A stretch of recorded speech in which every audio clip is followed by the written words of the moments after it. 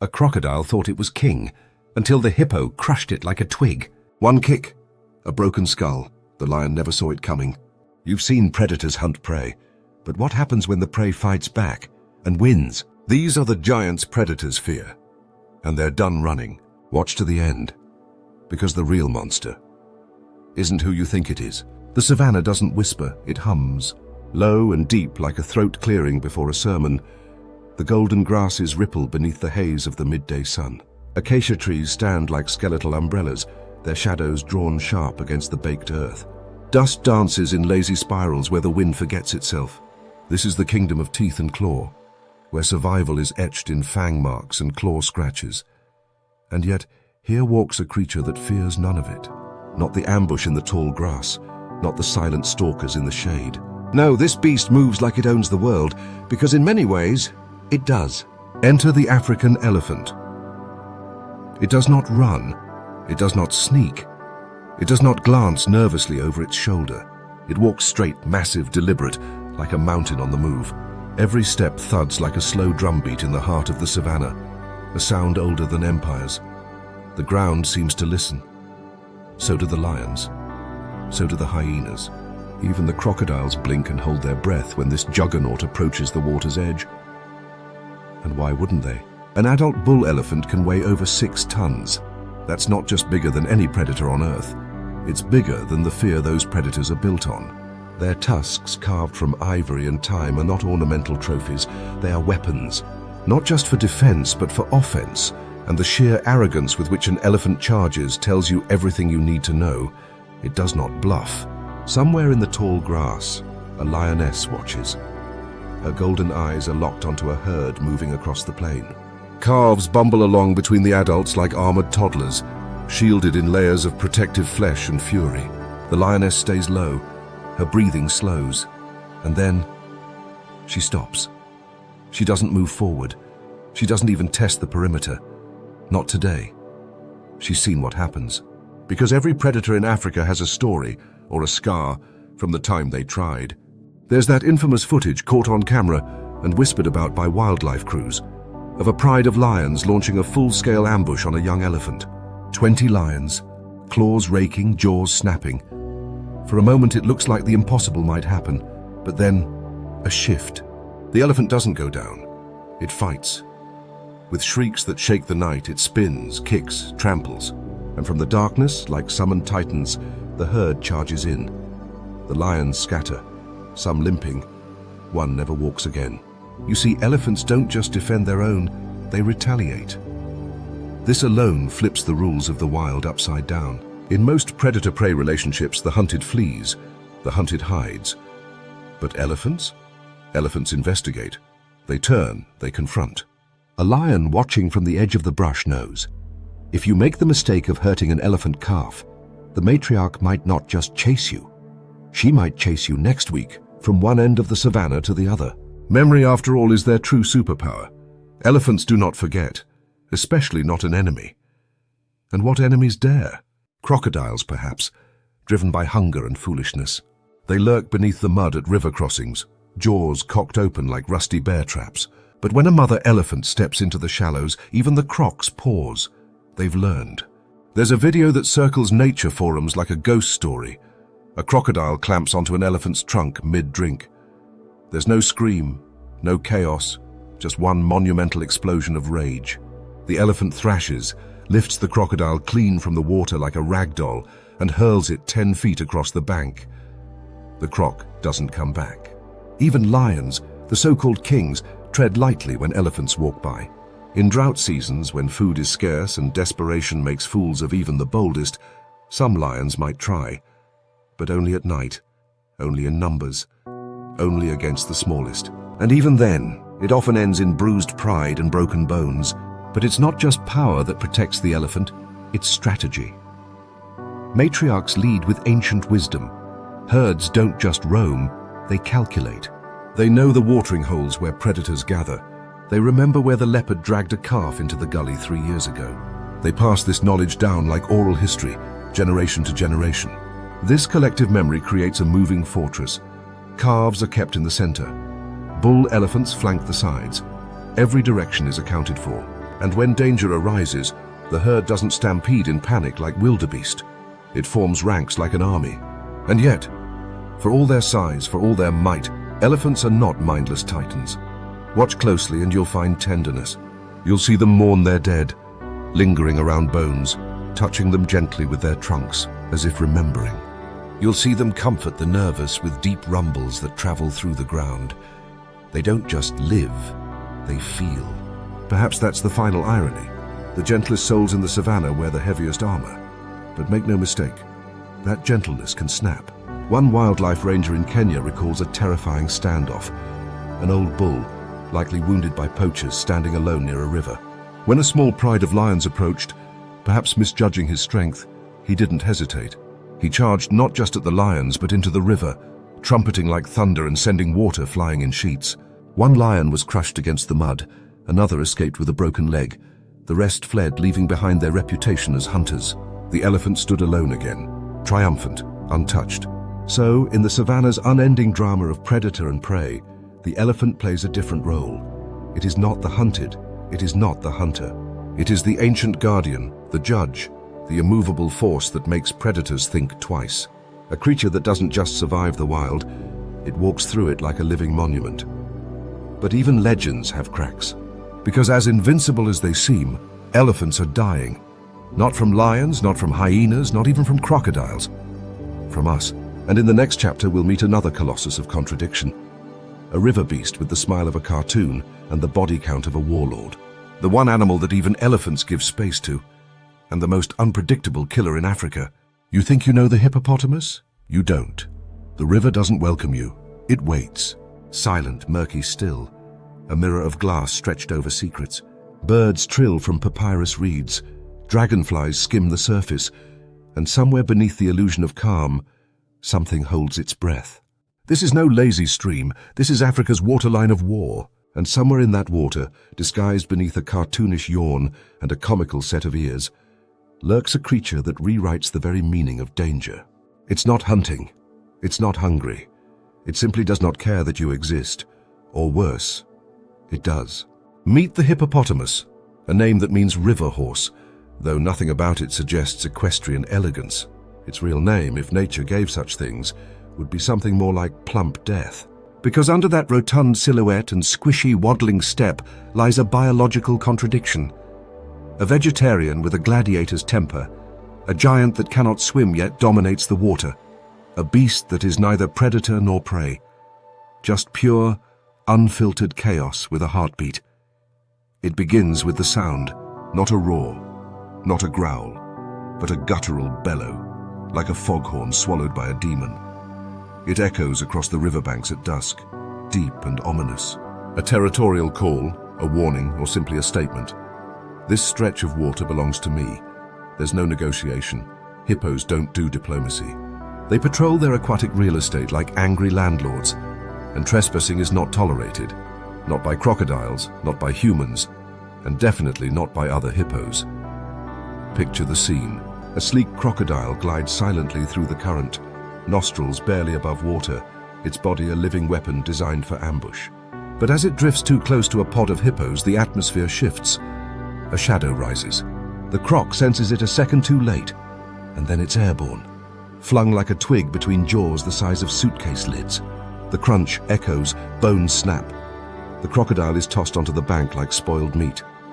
No contest, no chase. Just rage, violence, and back to silence. What makes it worse is that the hippo's violence often has no purpose beyond rage itself. It doesn't eat the crocodile. It doesn't need meat. In fact, its digestive system isn't built for it. The hippo grazes on grass, demurely, peacefully, even delicately on land. But the moment its feet return to water, something primal takes over. It becomes less of an animal and more of an event, a living disaster with teeth as long as daggers and the bite force to crack a canoe in half, which incidentally it has, many times. In parts of sub-Saharan Africa, fishermen know to stay well clear of certain bends in the river. Not because of sharks, they're not here, not even because of crocodiles, but because of the one creature that can and will attack a boat for existing. Hippos don't like surprises, and their method of solving problems is gloriously straightforward. They remove them. Boats have been flipped, crushed, and bitten clean through. Survivors often don't know what hit them, only that the river exploded beneath them and something with a barrel-shaped body and a chainsaw mouth launched out of nowhere. And yet, this river beast cannot swim.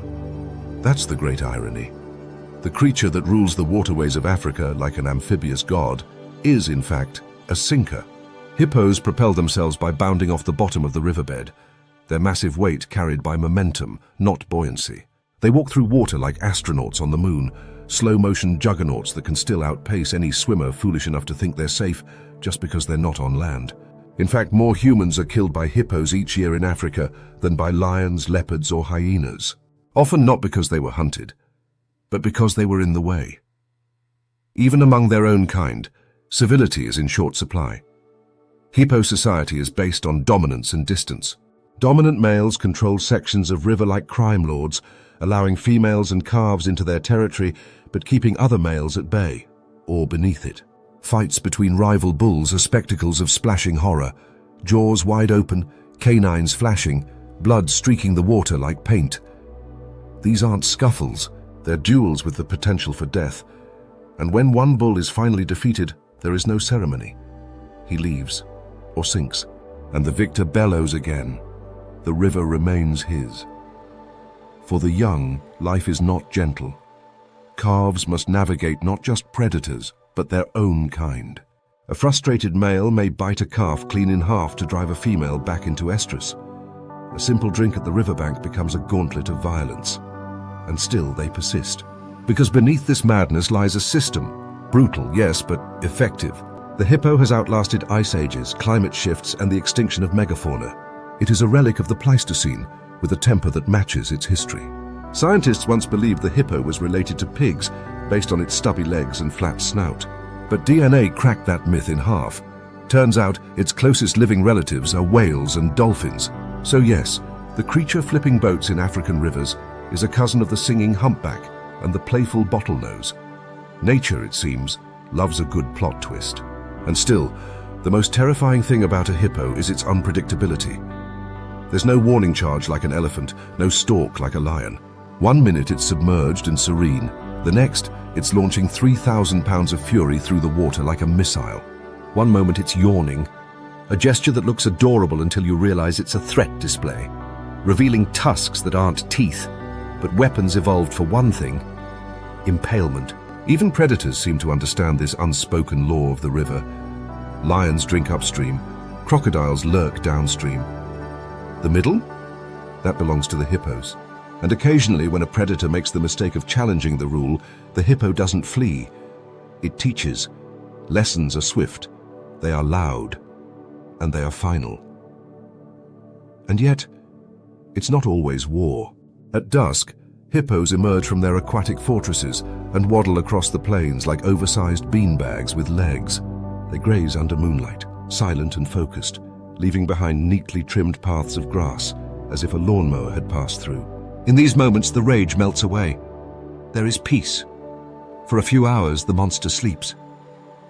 But come dawn, the river calls again, and the hippo, half horse, half tank, half demon, returns to its domain.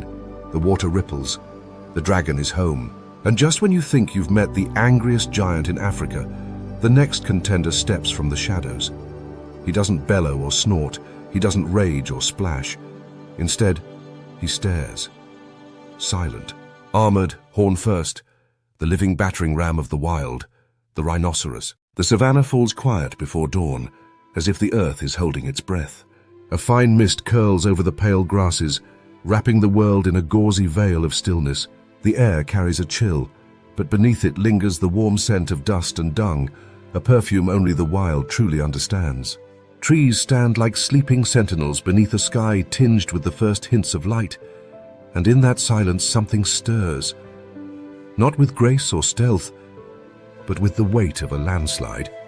Bushes shudder, birds erupt into the air, and from the shrouded thickets a shape emerges, heavy as history and just as unstoppable. It is not majestic, it is not elegant, but it is the closest thing this planet has to a living tank. The rhinoceros is a contradiction sculpted in horn and hide, an ancient beast with prehistoric bones, solitary yet seismic. Standing over 6 feet at the shoulder and weighing more than a small car, A full-grown rhino does not move around its environment. It moves through it.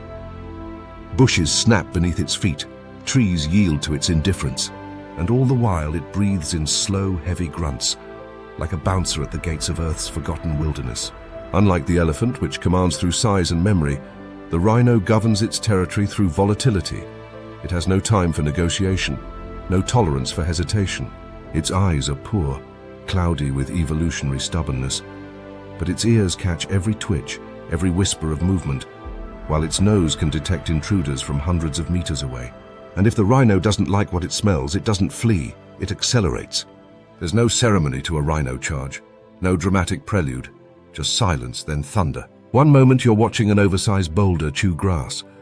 The next, it's tearing across the plain at 30 miles per hour, horn down, heart pounding, dust flying. It doesn't matter what you are, lion, jeep, tree, tourist, or camera crew. If you're in its path, you're part of the problem.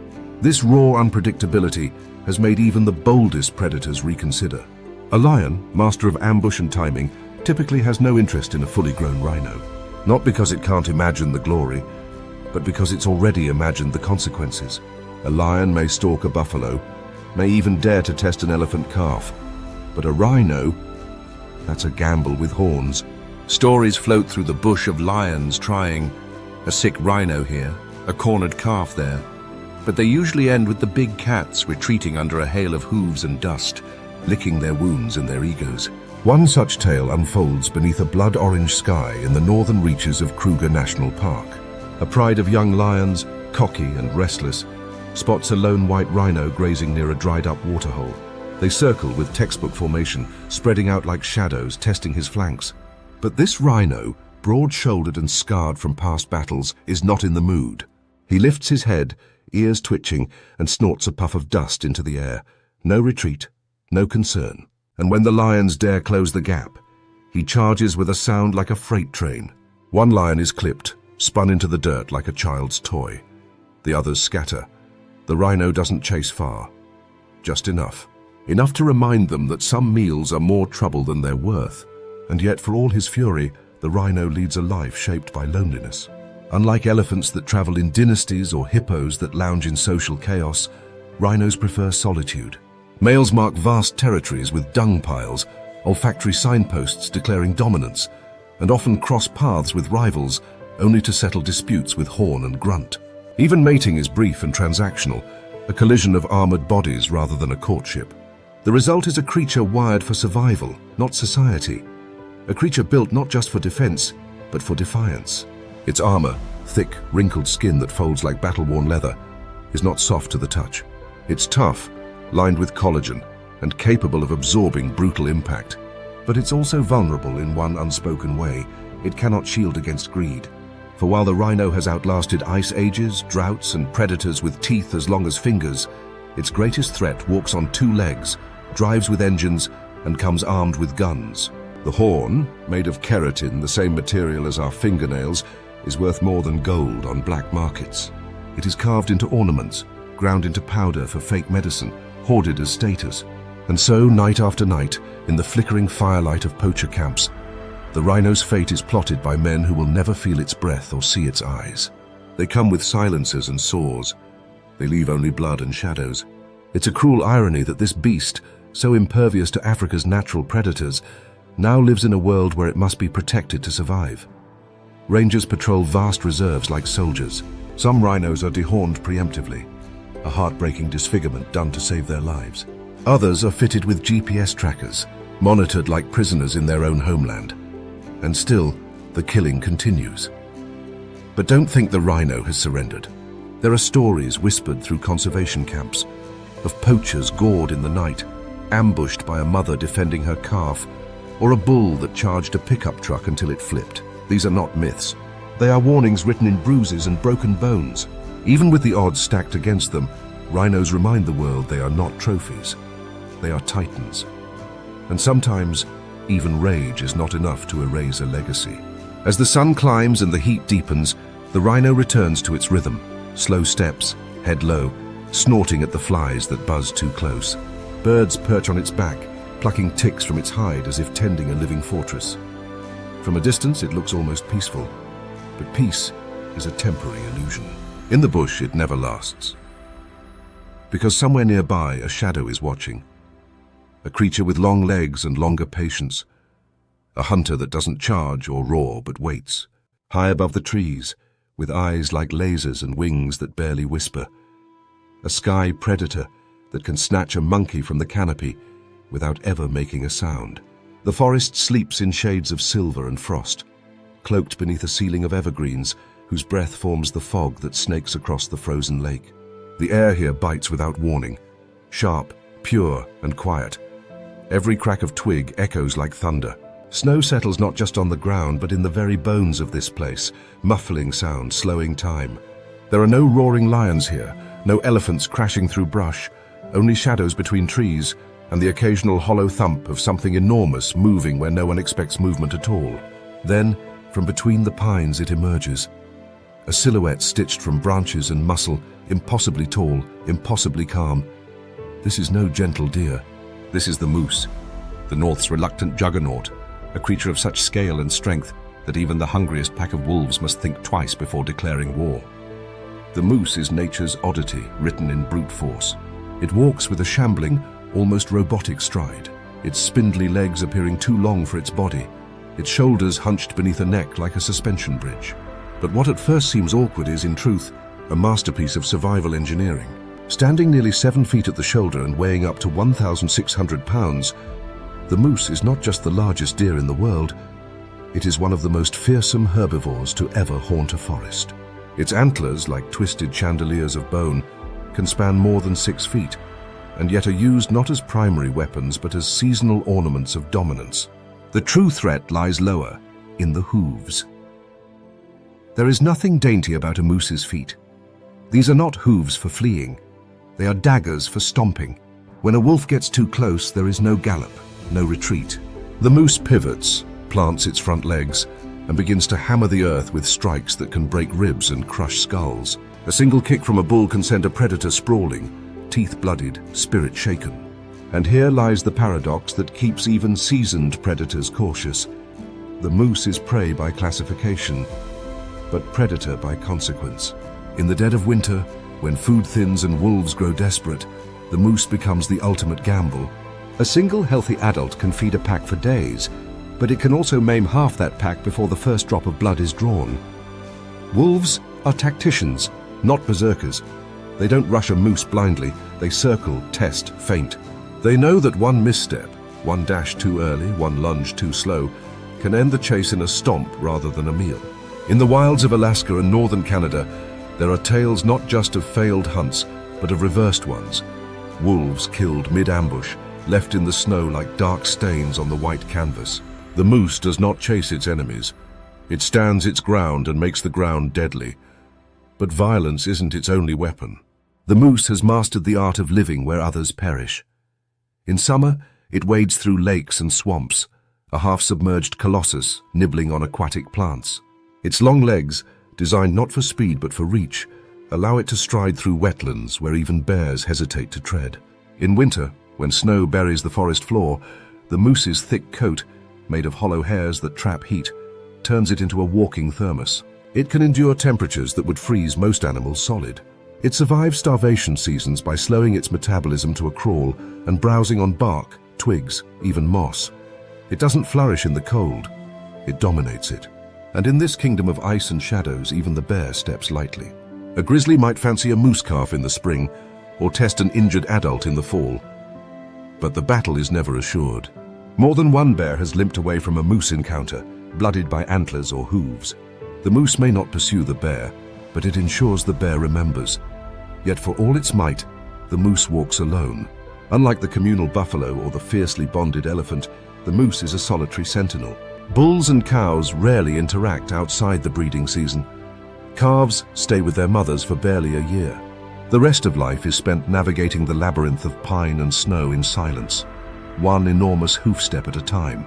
There is a quiet dignity to its isolation, a kind of wilderness monkhood, as if the moose knows that the only company it truly needs is the cold and the trees. But nature, ever the artist of contradiction, gives this silent warrior a comical flair. Watch a moose run, and it seems like the legs were borrowed from a stilt walker in training. Watch it swim and you'll see a surprisingly graceful glide, like a barge turned ballerina. And when it bellows, a haunting guttural call that sounds like a foghorn echoing through trees, it doesn't roar with dominance, but rather groans with age-old weariness, as if complaining about the long walk to its next meal.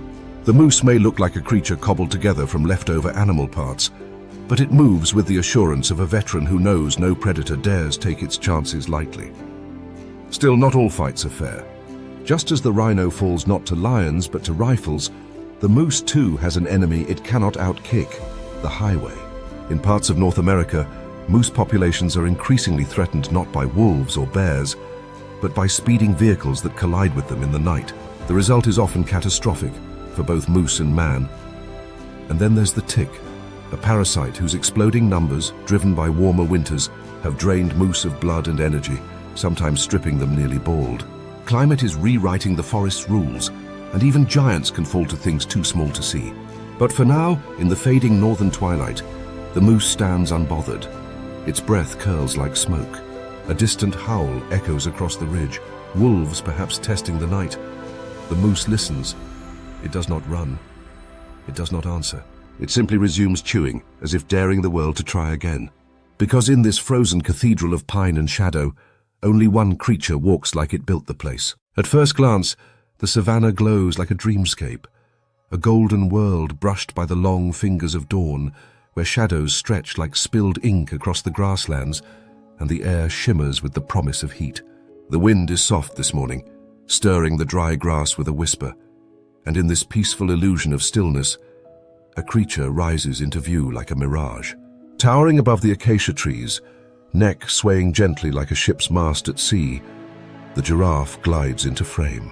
It seems too serene to be real, an animal painted by imagination, elegant, silent, almost regal in its absurdity. But beneath the honeycomb pattern and fluttering lashes lies a weapon, silent and swift, forged by evolution not just for grace, but for war. This is nature's most deceptive soldier. The giraffe doesn't roar, it doesn't snarl, it doesn't show teeth or flare claws. It simply stands, calm, towering, indifferent, until the moment comes when death is necessary. And when it strikes from above. Giraffes are often mistaken for passive bystanders in the brutal theater of the African wild, painted into the background like set decorations, while lions and hyenas take center stage. But that illusion shatters the moment a predator misjudges its mark. Because while the giraffe may look like it's built for ballet, it hits like a wrecking ball from the sky.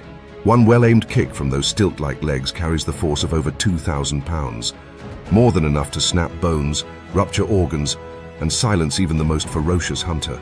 The legs aren't just long, they're precision-crafted weapons, and they don't swing wildly. They strike with cold mechanical accuracy. The anatomy helps.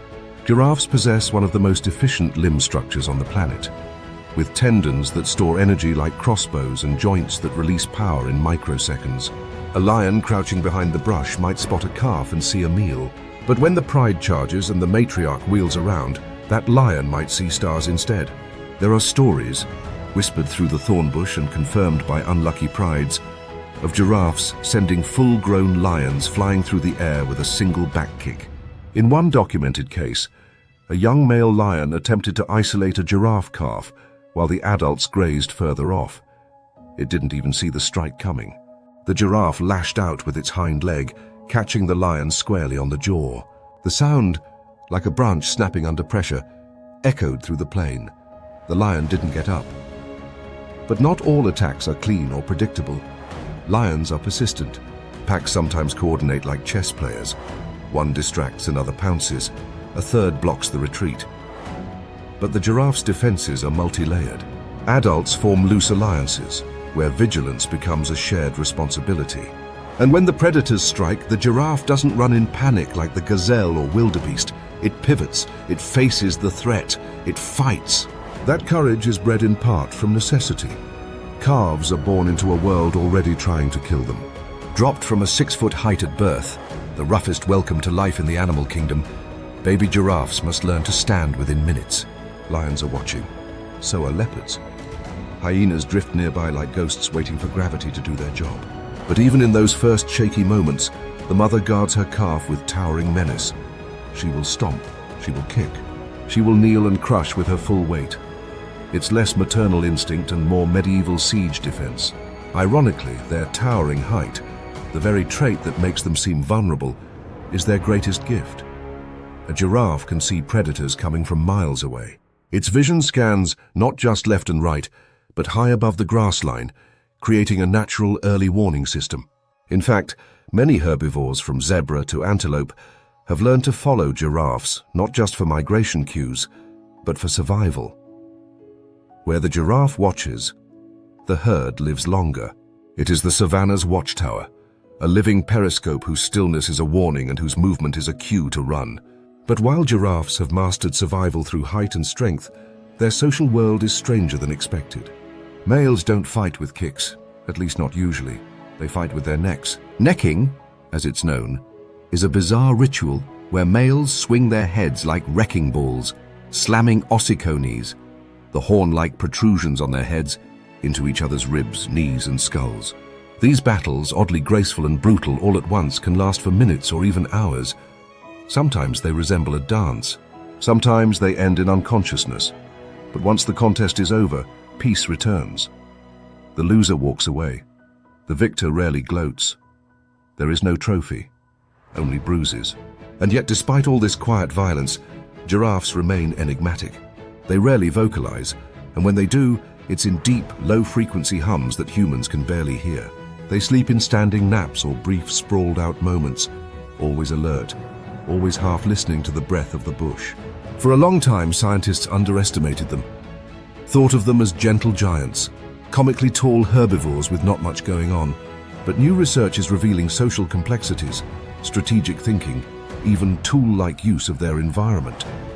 These are not just walking necks. They are high-functioning survivors cloaked in calm. But for all their strength, all their vision and vigilance, they too are under siege, not from claws and fangs, but from human ambition. Habitat fragmentation, poaching, and illegal hunting have begun to chip away at their quiet dominion. Giraffe numbers have plummeted in some regions by nearly 40% in the last few decades. Conservationists now refer to their decline as a silent extinction. Perhaps because they don't scream, they don't roar, they simply vanish. One by one, tree by tree. Still, as long as the acacias stand and the sun casts shadows tall enough to belong to kings, the giraffe endures. Its steps are slow but deliberate, its eyes always searching. And for those who still mistake elegance for weakness, there will always be another lesson, taught not with a growl or a chase, but with a single, sudden strike from above. Dawn comes slowly to the Great Plains, not in a burst of color, but in a sweeping silence. The light seeps through like a tide, spilling over rolling hills, painting the frost-bitten grass in soft golds and dull ambers. The earth smells of dust, dry grass, and old thunder. A stillness lingers here that feels ancient, a kind of patient strength that doesn't need to announce itself. And then, just as the sky begins to blush, the silence is broken by a deep, rhythmic pounding, like distant war drums echoing across the prairie. The herd is moving. They do not walk lightly. They are not meant to. The bison, massive, unbothered, and armored in fur and bone, are thunder wrapped in muscle. Each one a mountain on hooves, swaying forward with the kind of momentum that feels like it could shift time itself. And yet, they are not charging. Not yet. They are grazing, sniffing the wind, rolling in the dust, appearing almost lazy in their lumbering calm. But this calm is deceptive. Beneath it stirs a force of nature that once shaped a continent, and now, after centuries of near erasure, is stirring back to life. To understand the bison's power is to understand the story of disappearance and return.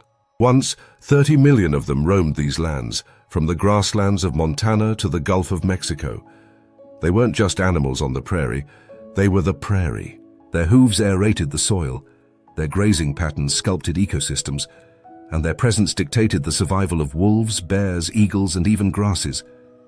But then came the bullet, the railroad, the greed. In less than a human lifetime, industrial slaughter brought those millions down to mere hundreds, not thousands, hundreds. It was more than a massacre. It was an ecological apocalypse disguised as commerce. The bison became a ghost, a symbol of what power looks like when it is betrayed by its own silence. But ghosts don't always stay buried. Today, as the wind rolls across Yellowstone's valleys and into the frozen veins of the Dakotas, the bison have returned, fewer in number, but no less formidable. No predator dares underestimate them, not even the great grizzly. It's a strange dance when two giants meet on the open plain. A bison will not flee like an elk, nor flinch like a deer. It will stand, and if pushed, it will charge. Despite weighing nearly a ton, a bison can sprint at over 35 miles per hour. That's faster than most horses. Their legs aren't long, they're explosive. Their shoulders, humped with muscle, are like battering rams beneath a shaggy veil. And their skulls, broad and blunt, can hit with the force of a wrecking ball. They don't fight with finesse, they fight like earthquakes. Grizzlies learn fast. There are accounts of bears attempting to take down bison calves, only to find themselves pursued by full-grown bulls that don't just chase, they hunt back. There is a kind of dignity in a creature that refuses to play by nature's rules of predator and prey. The bison is prey on paper and a tank in practice. Even wolves, those masters of coordination, often find themselves outmatched. They can bring down a bison, yes, but only the sick, the old, or the deeply unlucky. And even then it's a gamble. There are wolves with broken ribs and missing teeth who could tell you what happens when a gamble goes wrong. Yet despite all this power, the bison remains quiet. There's no roaring, no trumpeting. Their sounds are low, guttural grunts, heavy breaths, and the occasional snort of irritation. They don't parade their dominance, they simply embody it. And when the rut arrives, mating season, when testosterone pours into the soil, that quiet turns into a storm. Bulls clash with the sound of mountains colliding, their heads lowered, horns angled like twin crowbars. They don't lock horns like stags. They slam skull to skull again and again until one yields, or bleeds, or falls. But even the strongest bull doesn't lead a herd. Leadership falls to the matriarchs. Older cows who remember migration routes, water holes, danger zones. It's not brute force that guides the herd through snowstorms and dusters. It's wisdom, passed down through survival. Bison travel not in chaos, but in waves of knowledge wrapped in muscle. And the calves, wide-eyed and wobbly, grow fast under the watchful eyes of mothers who would charge a truck to keep them safe. And they've had to.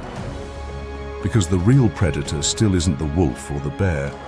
It's the barbed wire, the highway, the bureaucracy. Bison, once allowed to roam by the millions, are now fenced, monitored, and, in many places, unwelcome. Their comeback has been miraculous, but it is not complete. In Yellowstone, for example, when the population grows too large, bison are sometimes culled for wandering beyond invisible lines that exist only in maps, not in nature. They are wild but not free. And yet there is hope. Tribes who once depended on the bison for everything, from food to spiritual identity, are now leading the way in bringing them home. Herds are being reintroduced to tribal lands across the American West, not as pets, not as exhibits, but as partners. The return of the bison is not just an ecological act, it is cultural resurrection. It is a rebellion against extinction. A reminder that even when the world turns against you, you can still rise, hoof by hoof, breath by breath. So the next time you see a bison, do not mistake it for a cow in costume. This is not livestock, this is legacy. This is the echo of thunder still rolling across the plains, centuries after the last gunshot faded. The bison does not forget, and it does not forgive. It just keeps walking. And in the shadows of that wide horizon, something else watches, low to the ground, flicking its tail, sharpening its focus. A ghost cat, spotted and silent, waiting in the long grass. It doesn't roar. It doesn't stalk in pride. But when it leaps, it does so with the precision of a sniper and the silence of a shadow. There is a place where the earth still sweats heat from its volcanic bones, where the land hisses with steam and the wind tastes of salt and ash. A chain of islands adrift in the Indonesian Sea, born from fire and stitched together by coral and jungle. Here, beneath skies that boil with humidity and clouds that bruise purple before every tropical storm, the jungle parts with reverence, and something ancient crawls into view, not fast, not frantic, but with the certainty of something that's never had to run from anything in its life. The Komodo dragon. It moves like time itself, slow and deliberate, as if the world should clear a path, rather than dare to stand in its way. Its tongue, forked and wet, flicks through the air like a spell being cast, tasting molecules, hunting with scent that doesn't need sight. The body is low, thick as a log, and armored in scales that clink softly like ceramic under the weight of its bulk. Sunlight bakes the cracked skin of its back, dust clings to its claws, and flies buzz lazily behind it like a trail of bodyguards. This is not a predator in a hurry. This is a monarch in a land of ghosts, and it knows the crown has already been won. The Komodo dragon doesn't chase its throne, it inherits it. At up to 10 feet long and more than 150 pounds, it is the heaviest lizard on Earth, and the closest thing we have to a living dinosaur that still walks with the swagger of extinction's survivors. Unlike the flashy speed of a cheetah or the dramatic roar of a lion, the dragon's weapon is patience and poison. When it bites, it doesn't need to kill right away. The teeth are curved and serrated like steak knives, made to tear and shred. But what makes the bite lethal is what rides along with it, a complex cocktail of anticoagulants, venom, and bacteria. One nip from this giant doesn't need to be perfect, it just needs to land. After that, the dragon waits. It watches, it follows. It lets time do the bleeding. Even the mighty water buffalo, imported long ago by humans, now feral rulers of the Komodo's grasslands, are not immune. A dragon will approach a full-grown bull slowly, circling in the heat, tail dragging like a forgotten rope. A quick snap, a bite to the leg, and then it backs away. The buffalo might charge, might run, might graze for hours or even days as if nothing has happened. But the poison is already working. Infection seeps in. Blood stops clotting. Fever burns. And the moment that beast finally falls, maybe a mile away, maybe 20, the dragon is there. Ready. Because it never forgot the scent. It doesn't eat like a gentleman. Flesh is swallowed in chunks, bones cracked between molars. Even hooves and hair don't slow it down. The Komodo dragon is both predator and scavenger, equally content to kill or clean up. Deer, pigs, goats, monkeys, all vanish the same way. It's not what you are. It's how long you can last. And on these sun-blistered islands, the answer is not very. And yet, despite its monstrous reputation, there is comedy here too. Juvenile Komodos, smaller and faster, scamper up trees when they smell danger. And by danger we mean their own kind. Adult dragons are notoriously cannibalistic. Birthdays in Komodo National Park are not to be celebrated lightly. Hatchlings scramble from their leathery eggs and immediately sprint for the nearest tree trunk, climbing with frantic precision to escape the tongue flick of an older sibling who doesn't quite understand the meaning of family. But the trees aren't safe forever. As the young grow and gravity begins to pull harder, they must descend and stake their claim on the ground. And when they do, they must learn quickly what the rest of the island already knows. This place is not ruled by strength alone, but by ancient menace. Komodo dragons have been known to raid graves, to hunt in pairs, to lurk near trails where deer pass by, and wait for days without moving. They're not just brutes, they're strategists, grim ones. The local people respect them with a kind of uneasy reverence. In folklore, the dragons are siblings to man, spirits of ancestors, guardians of the islands. In reality, they're more like volcanic warnings with claws. There are documented cases of dragons attacking humans, particularly when food is scarce. A curious glance can become a fatal mistake. A careless step near a carcass, a lunch left unguarded, all are invitations to test one's place in the food chain. Spoiler alert, humans don't win. And yet, in the most ironic twist of all, the Komodo dragon is now endangered. The apex of its realm, the killer that eats buffalo, may vanish because of us. Not through spears or bullets, but through erosion of space. Its kingdom shrinks with every encroaching footpath, every tourism billboard, every shifting climate pattern. Eggs get trampled. Prey disappears. The poison is no match for politics. Conservationists now walk the islands, not in fear of the dragons, but in fear for them.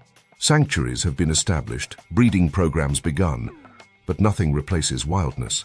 And in the Komodo's eyes, those round, cold, glassy eyes, you see a creature that does not understand extinction, only dominance. Even now, the dragon moves through the dry grass with a kind of sacred slowness. Lizards scatter, birds hush. A shadow passes over the sun, and briefly the land dims. It is not fast, it is not loud, but everything makes room. Because fear, it turns out, doesn't always roar. Sometimes it just walks slowly, with its mouth slightly open. And as the island air thickens with dusk, another silhouette rises. Not scaly, not cold-blooded, but vast and soft, and breathing in rhythm with the tide. In the deep, something stirs. A creature even orcas think twice about. Not because of speed, not because of venom, but because of memory, mass, and maternal wrath. Beneath the surface, the ocean is not blue. It is a cathedral of shifting shadows, of silver shafts of sunlight piercing into a world that breathes in silence and pulses with secrets. Here, color falls away. Here, sound becomes shape. The farther you descend, the more the world forgets the surface, the chaos of wind, the glare of sky, and enters a domain sculpted not by light, but by pressure, temperature, and ancient rhythms. And through this dim, swaying realm, a shape begins to rise. A mountain with a heartbeat. A behemoth gliding like fog through deep water. It exhales, a low rumble, low enough to make your bones hum. And with that single breath, the sea seems to shudder. This is the domain of the whale. Not one species, not one type, but a lineage of titans that span the evolutionary spectrum. From the blunt-nosed sperm whale, armed with a sonar cannon, to the humpback, whose flippers stretch longer than some sailboats and whose songs echo across entire ocean basins. These are not passive giants, not slow-moving snacks. These are the elders of the deep, and when provoked, they do not retreat. They rise. Though the orca, the so-called killer whale, prowls the ocean with chilling efficiency, slicing through schools of fish and harassing seals with ruthless coordination, even it must hesitate when the stakes grow too large. A pod of orcas can dismantle a shark, flip a stingray, and isolate a narwhal. But when they spot the towering bulk of a humpback mother shielding her calf, even these masters of the hunt weigh their options. Because while orcas are brilliant tacticians, whales are wrath incarnate when the wrong button is pressed. There are recorded instances, too many to ignore, of orcas attempting to separate a whale calf from its mother, believing perhaps justifiably that the infant is vulnerable. And in those moments, the sea changes. No longer silent, no longer slow. The adult whales, often not just the mother, but others from nearby pods, respond not with blind panic, but with strategy. They form rings, flanks to the outside, calf in the center. It's a fortress made of flesh, flukes, and fury. And when the orcas dive in, what follows is not a hunt, it is a war. Humpbacks have been seen launching themselves into orca pods, flippers slapping down with the force of truck collisions, barnacle-encrusted tails thrashing like wrecking balls.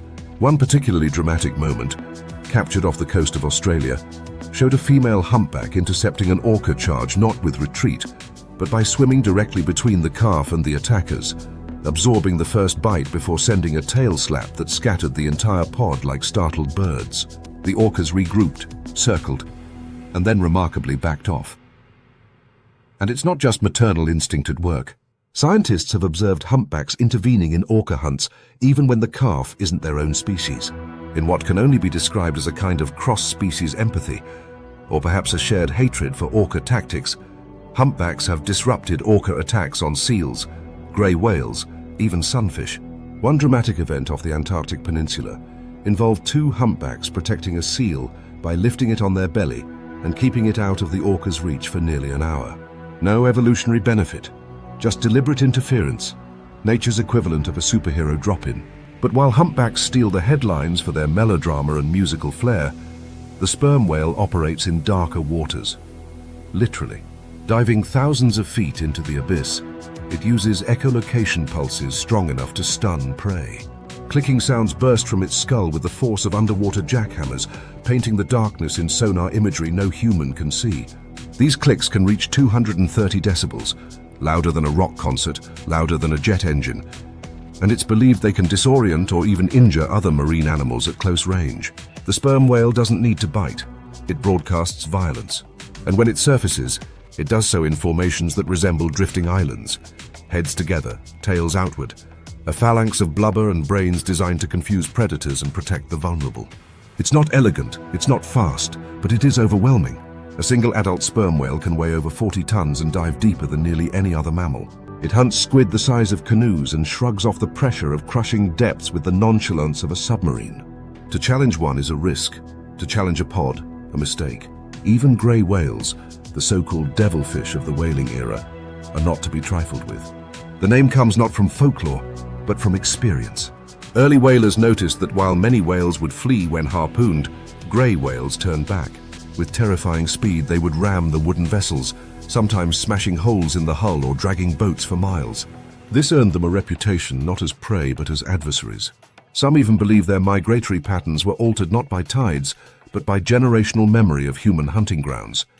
The ocean remembers too. What's perhaps most astonishing is the emotional intelligence of these giants. They communicate through song, gesture, sonar, and perhaps more. Mothers nudge their calves with such tenderness, you'd think the sea had invented lullabies. Breaching, that great acrobatic leap into the sky, may be part communication, part parasite removal, part celebration. Whatever the reason, it is a reminder that these giants are not just tanks with tails, they are personalities with purpose. And yet, despite their dominance, they too face predators they cannot slap. Fishing lines, sonar blasts, plastic nets that drift through the deep like ghost traps. While orcas may test their young, it is humanity that tests their future. The quietest war in the ocean is not between apex predators, but between survival and interference. Still, when the whales rise, when they breach as if the sea itself is exhaling, the world seems smaller beneath them. For a moment, even the ocean hushes, because some giants do not need to chase. They only need to be seen. But far from the waves and beneath a different kind of canopy, another battle unfolds. In shadows, not depths, where cats with rosettes hunt like ghosts, and silence is a weapon sharper than any claw. In the forests of Asia, a new form of giant moves, not in size, but in stealth. The wild does not recognize peace as a permanent state. It breathes tension. It murmurs with the promise of conflict. Even when the air is still, even when the sun leans gently against the backs of giants and the rivers run calm, something is always watching, calculating, waiting. In these rare arenas where titans roam, where size rules and the usual laws of predator and prey blur into primal chaos, war is not always about survival. Sometimes it's about space, about pride, about collisions between forces too big to share the same world. The battlegrounds are not marked with flags, but with footprints the size of dinner plates and claw rakes down ancient trees. One such place is the parched edge of a waterhole in the dry heart of Africa, where the earth is cracked like old leather, and the air hangs heavy with the scent of mud, blood, and dung. A lone crocodile rests motionless, jaws parted slightly to cool its blood, eyes narrowed beneath the heat. It has survived for decades by perfecting the art of patience. But today, it has lingered a few moments too long in the wrong corner of the watering hole. A shadow moves across its body, not from above but from behind, massive, plodding, furious. The hippopotamus does not announce itself with noise, but with presence. The crocodile's eyes blink once. Too late. With a lurch that defies its rotund form, the hippo charges forward, jaws agape, revealing tusks that look more like medieval blades than teeth. The clash is immediate, brutal. The crocodile thrashes sideways, coiling into the water in a spray of foam and fury. But the hippo follows, biting down on its midsection and lifting. A cracking sound echoes like a tree splitting. The hippo doesn't eat the crocodile. It doesn't even linger. It simply punishes. A territorial verdict rendered in bone. In another corner of the continent, further inland, beneath a grove of baobabs that cast fat shadows on the yellow dust, two behemoths face off not over prey, but over dominance. An elephant bull, flared ears and trunk curled, squares off with a rhinoceros, a grey slab of muscle and horn, pawing the earth with mechanical rhythm. The tension between them crackles like static. Neither wants to yield. Water is scarce and both want access first. The elephant trumpets, not in warning, but in command. The rhino answers not with sound, but by lowering its head. The charge is sudden, a clash between fortress and battering ram. For a moment it's chaos. Dust erupts, hooves scramble, tusk scrapes horn in a shower of sparks. But the elephant has mass on its side, a weight advantage no rhino can outmatch in a shoving contest.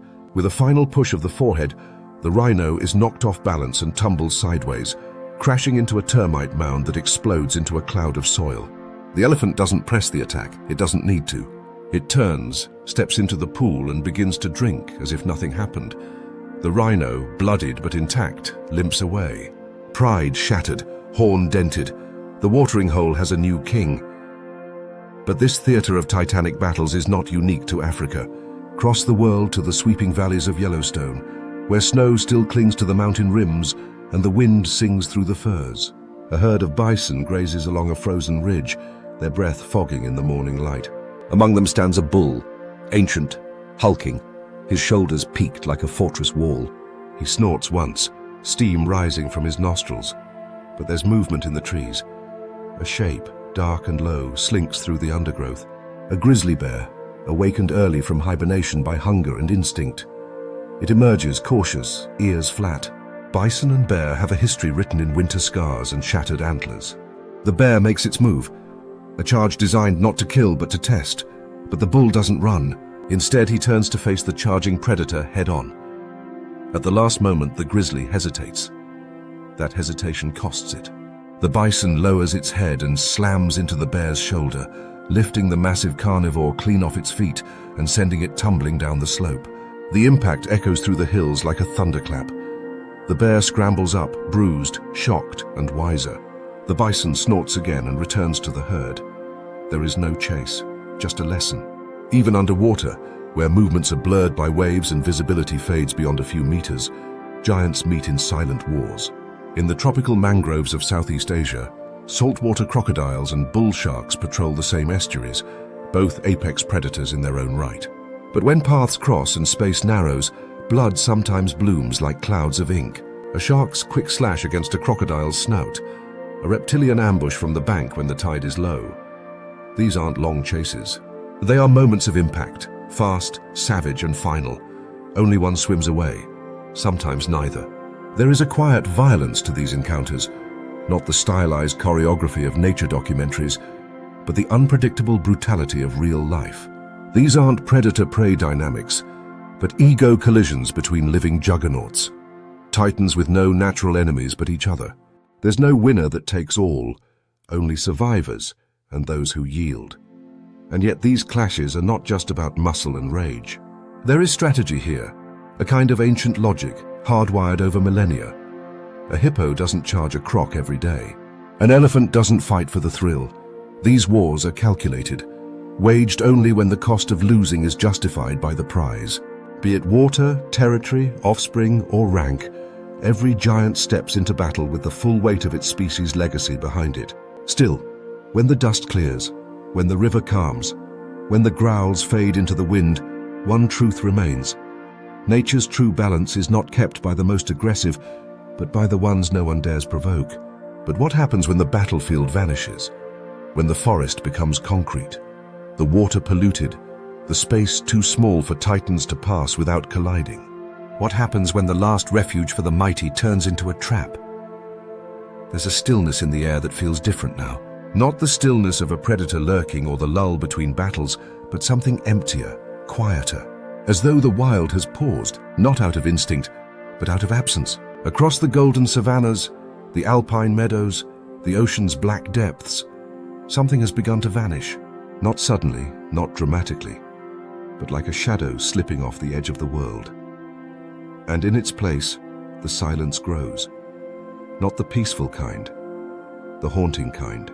The giants of the natural world were once thought immortal in their own way, not because they couldn't die, but because no other creature could kill them. They were nature's final boss battles, its immovable pillars.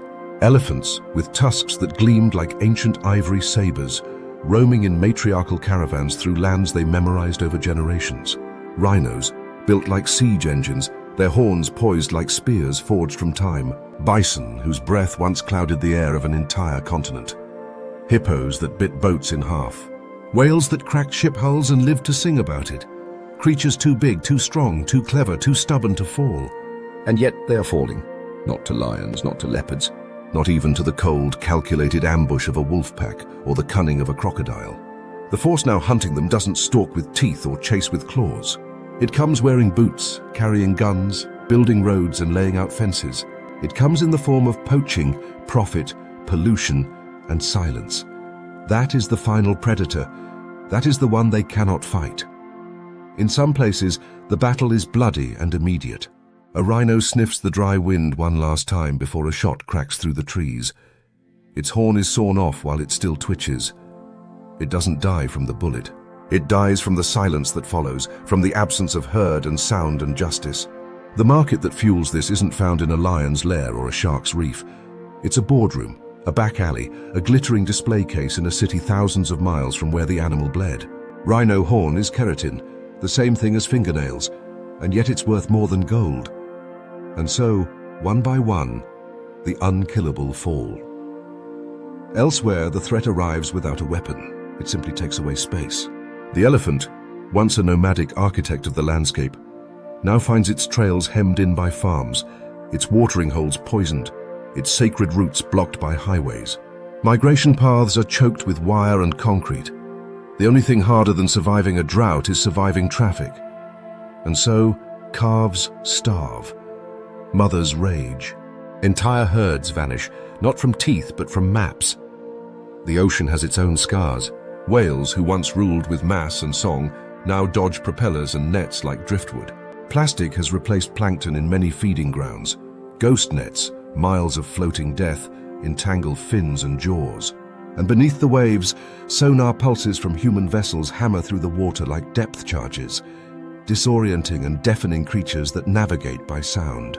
Imagine being blindfolded in your own home as walls shift and ceilings collapse. That is the new world of the whale. But perhaps the cruelest trick of all is that these animals are not losing to superior predators. They are losing to things they cannot comprehend. A Komodo dragon, dominant for millions of years, does not understand why the deer are vanishing. A hippo cannot grasp why the river it defended with tooth and terror is now dry. A moose has no counterattack for ticks exploding in number due to warmer winters. Even the giraffe, whose kick can shatter a lion's skull, cannot defend itself against the slow unraveling of the trees it feeds from. Climate change is the slowest ambush. It doesn't charge. It seeps. It tilts the rules. Rain comes at the wrong time. Droughts grow longer. Fires burn higher. And all the while the giants endure, until they don't. A single degree here. A few inches of sea level there. And suddenly the world that was once theirs begins to close in like a cage with no bars. Yet, even now, even as their numbers dwindle and their names are inscribed on conservation reports and extinction watch lists, there is something that hasn't vanished. Not yet. It's the presence they leave behind, the imprint in the mud, the rumble that echoes after a whale breaches, the stories whispered in camps and classrooms and documentaries, and the awe, the soul-shaking awe, of standing before something that reminds us how small we are, how temporary, how fragile. Because deep down we know these giants aren't just animals, they are monuments, living myths, the last echoes of a wilder earth. And if they go, they don't just take themselves, they take wonder with them. But not all is lost. The elephant remembers, the whale still sings, the bison still runs, and we, for all our mistakes, are capable of remembering, rebuilding, restoring. There are places where bison now roam free again, where rhinos are guarded around the clock, where whales are tracked not to hunt, but to protect. In these pockets of hope, the unkillable begin to rise once more. Yet the clock ticks. The next generation may never hear a lion roar over a bison's challenge, may never witness the towering dance of a bull giraffe or the angry charge of a mother hippo. What remains is up to us. And so, as we leave the world of titans, those who walked without fear, those who reigned without apology, we must ask not whether they will survive us, but whether we deserve to survive without them. Because the greatest predator they ever faced might still have time to change.